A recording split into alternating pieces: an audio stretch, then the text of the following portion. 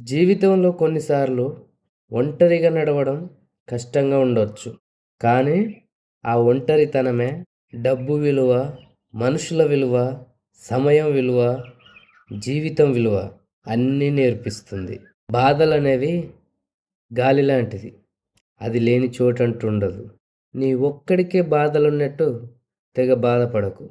చాలామంది అందులోనే ఉండి ఈత కొడుతున్నారని తెలుసుకో. ఏ ఆలోచననైతే నిన్నెక్కువ బాధపెట్టిందో అదే నీ జీవితం మారడానికి కారణమవుతుంది. నిజం ఎంత నిజమైనది అయినా, నిజం ఎంత విలువైనది అయినా, నిజం ఎంత నిప్పులాంటిదైనా సమాజం మాత్రం అబద్ధాన్ని నమ్ముతుంది. అందరికీ అందుబాటులో ఉండకు. అలుసుగా మారుతావు. ఎవరితో ఎంతవరకు ఉండాలనో అంతవరకే ఉండాలి. అర్హత లేని వాళ్లకు అతి చనువు ఇవ్వడం ఆత్మాభిమానానికే హానికరం అవుతుంది.